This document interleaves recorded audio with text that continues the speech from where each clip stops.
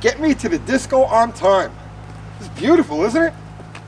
Belongs to the landlord here. I showed up at the shop last night and it was just sitting here. I have no idea what he wants me to do with it, but isn't it beautiful? It's a shame Chrysler never built anything like this, at least for here in the States. They did like what they called utes for the Australian, New Zealand market, but those were based on A-bodies. You know, the El Camino, the Ranchero, they never built anything like that here. So I tried to correct that a few years ago. I started working on a project I called the Bell Camino, which was a 68 Belvedere they had. And what I did was, I cut it was a 4-door sedan. And I cut the A-pillars 2 inches to get the roof line lower, cut it here, and then it was building out a bed section for it. And it was actually coming out pretty damn good, right? It looked factory, right? And I had another business obligation. I had to put all of that aside. But yeah, these things are gorgeous. I love them. But this also got me thinking about project cars. So this is the landlord's project car. And we just picked up our XJ over here. Another project car. Not so much a project car, but you know, a member of the fleet. And then we've got our Miata.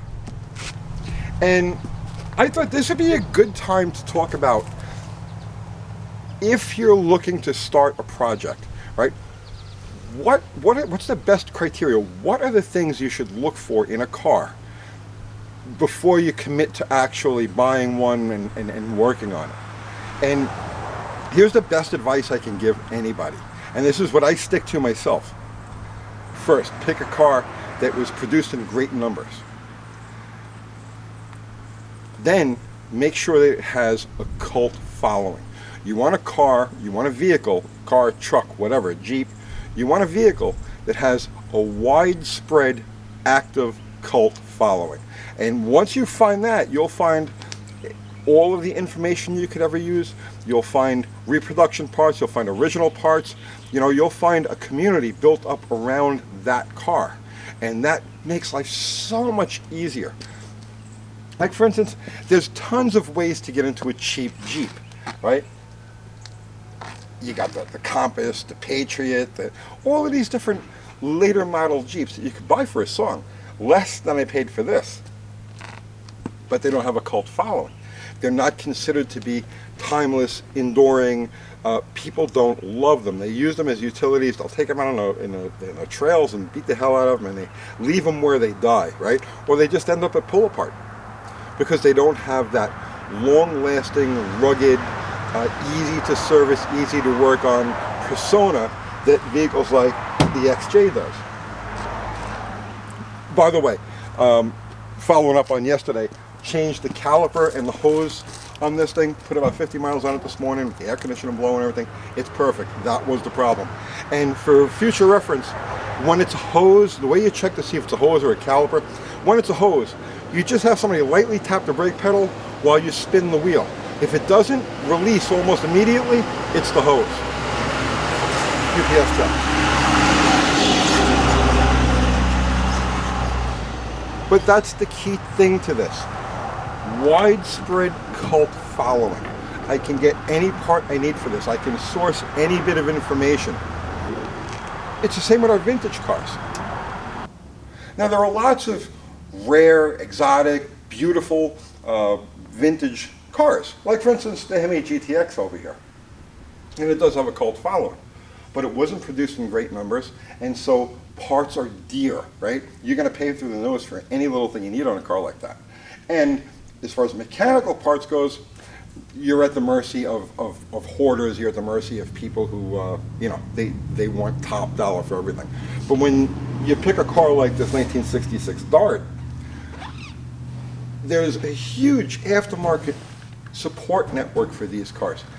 I can go right now, any mechanical part I need for this car, I can go right now to any auto parts store, order it, and it'll be in within 24 hours.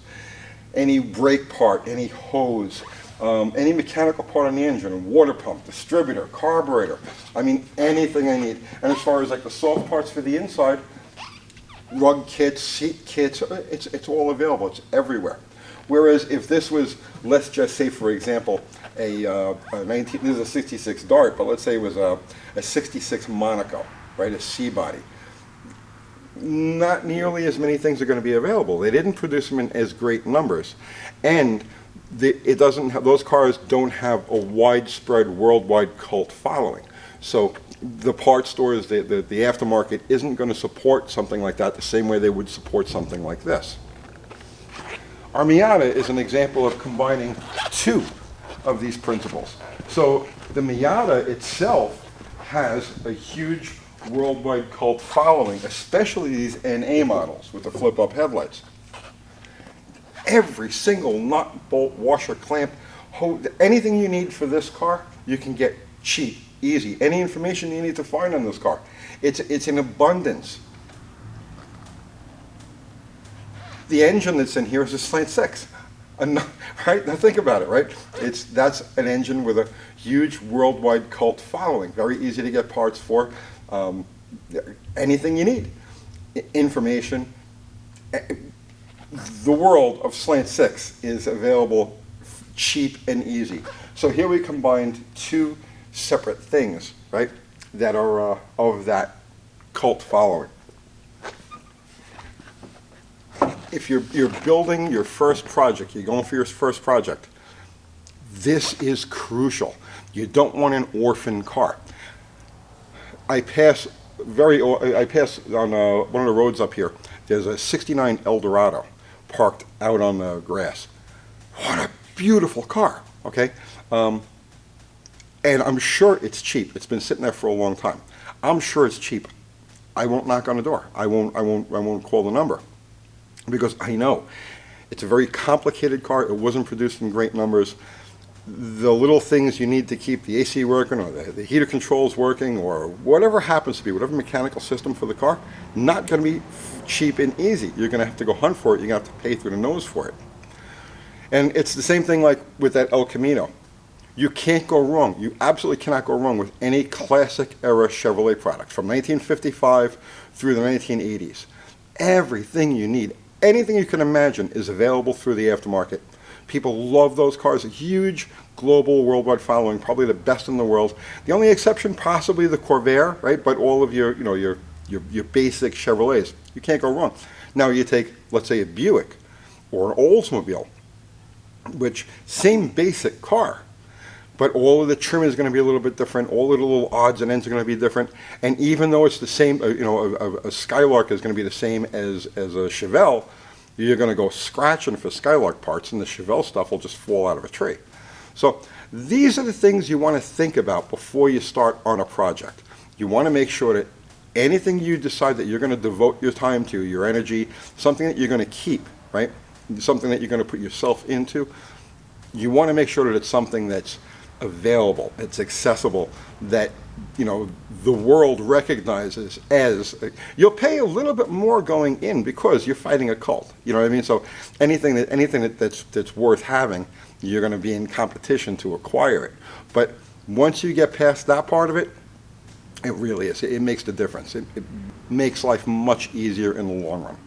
I hope you got something out of that. I'll see you tomorrow.